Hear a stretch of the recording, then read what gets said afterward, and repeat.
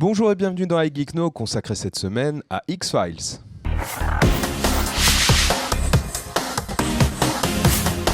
Ce soir à la télévision française, il y aura un sacré vent de nostalgie alors que X-Files, la saison 10, sera diffusée sur M6. J'imagine que vous allez être nombreux à regarder ce premier épisode de cette nouvelle saison. On retrouvera bien sûr David Duchovny et Gillian Anderson dans leur rôle de Mulder et Scully. Mais toi Vincent, grand fan de X-Files, tu as déjà vu cette nouvelle saison. Tu nous as d'ailleurs livré une critique du premier épisode qu'on peut retrouver sur IGN. Alors, si vous voulez garder toute la fraîcheur à propos de cette saison 10, voilà, attention au spoiler. Attention au spoiler. Il reste à avoir des bombes qui vont être lâchées, donc. Parce qu'on a envie d'en parler en long et en large de cette saison que vous pouvez découvrir à la télévision française maintenant.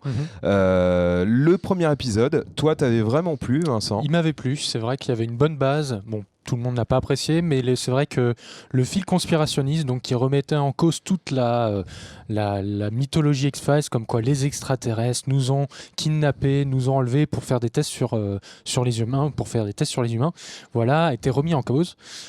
C'était un prometteur et malheureusement ça n'a pas du tout été gardé de cette manière-là. Alors c'est dommage parce que c'était visiblement une idée assez rigolote, c'est-à-dire de détricoter le mythe pour repartir presque de zéro, dire aux fans que les 9 saisons d'avant ils pouvaient oublier, on s'était moqué d'eux et qu'en fait la vérité était encore une fois ailleurs. Donc un fil conspirationniste dans ce premier épisode, mais qui visiblement n'est pas suivi alors dans la suite pas des du épisodes. Tout. En fait, donc, il y a eu 6 épisodes qui ont été diffusés par la Fox, et sur ces 6 épisodes, il y en a, on va dire que 2 qui sont justement liés à ce fil. Le reste, c'est ce qu'on appelle des loners ou des fillers. C'est, tu sais, les enquêtes qui sont des enquêtes différentes, voilà, comme à l'époque avec la série originale. C'est vrai qu'on avait ça, on avait souvent un premier épisode dans une saison avec la conspiration, le mal à cigarette et tout, et puis même des fois des saisons complètes avec autre chose entre le premier et le dernier épisode qui faisait vraiment avancer l'intrigue générale. Et là, malgré 6 épisodes, ils ont choisi aussi ce format. Ils ont changé ce format. Moi, je trouve que c'était une erreur. Ils auraient dû garder le scénario principal, le fil conspirationniste. Ça n'a pas été fait. Et du coup, on se retrouve avec des loners qui ne sont pas forcément tous de qualité très égale, avec aussi un ton très humoristique dans la plupart. D'accord. Ça m'a assez pas dérangé, mais c'est vrai que c'est assez déstabilisant. Il y avait un certain degré dans certains épisodes d'X-Files. Oui, mais là, disons que ça fait quand même, ça prend beaucoup d'épisodes. Tu as 2 épisodes où c'est justement un enchaînement de gags qui est assez insolite. Ça peut faire sourire, mais c'est vrai qu'on s'attend pas à ça pour un retour à X-Files. On s'attendait à quelque chose de on casse les codes, on a des ovnis partout, on attend le retour de l'homme à la cigarette. Voilà, on attend ça. Et là, on se retrouve avec Mulder qui danse de la country avec Skinner après avoir pris des champignons hallucinogènes. Ou Gillian Anderson, donc Scully, qui joue les jeunes femmes effarouchées avec un monstre qui a été mordu par un homme et qui se transforme donc en homme, l'inverse du loup-garou, tu vois. Donc, et le problème, c'est qu'on perd un peu ce côté très sérieux, très enquête classée X qu'on a envie. Le mystère qui fait le sel de la série. Voilà, c'est trop d'humour, je trouve. Y a des persos qui n'ont pas été assez développés. Donc il y a des nouveaux. Je parlais dans notre première Geekna sur dédié à X-Files qu'il y avait Joel McHale qui arrivait.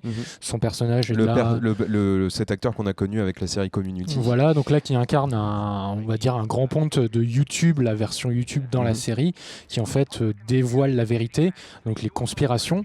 Et son personnage en fait vient dans le premier et le dernier épisode, et au final on s'en fiche de lui. Il n'est pas vraiment très bien développé.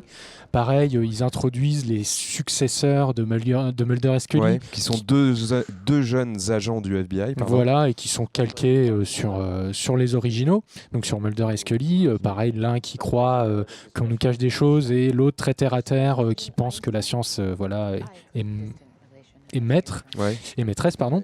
Et donc voilà, ça manque un peu de développement. On reste sur sa fin. Disons que sur 6 épisodes, tu aurais espéré peut-être une histoire plus construite et moins le côté bouffonnerie qu'on retrouve un peu dans ces nouveaux épisodes, même si, faut le rappeler, dans les 9 saisons d'X-Files, il y avait des épisodes qui étaient vraiment rigolos. mais il y a eu 9 saisons. Donc et il y a eu le temps 23, aussi. 23 épisodes par saison en Voilà, général. donc il y avait le temps de raconter autre chose. Bon, après, Oui. Oui. juste dernier aspect, c'est que, donc je vais pas vous spoiler comment ça se termine, mais en gros, c'est une fin ouverte. Ouais. Et donc, même la Fox l'a laissé entendre qu'il y aurait peut-être des nouveaux épisodes. Oui, visiblement, la Fox a demandé à Chris Carter, le créateur de la série, une nouvelle fournée d'épisodes. Ça semble assez compliqué parce qu'ils avaient déjà eu du mal à réunir David Duchovny et Gillian Anderson. On verra. Qui sait si ce sera pas ces 2 nouveaux agents du FBI qui prendront le relais. Peut-être, mais en tout cas, c'est très clairement une fin ouverte qui laisse entendre qu'il y aura une saison 11. Ouais. Donc à voir, peut-être qu'elle sera meilleure. Ok, bah voilà pour ces impressions sur X-Files. À vous de vous faire les vôtres, alors que la série arrive sur M6 ce soir. Voilà, vous pourrez découvrir les nouvelles aventures de Mulder et Scully. Nous, on vous dit à plus tard. On va aller investiguer aussi sur quelques mystères dans les locaux d'IGN. Et on vous dit à plus tard pour une prochaine émission. Ciao.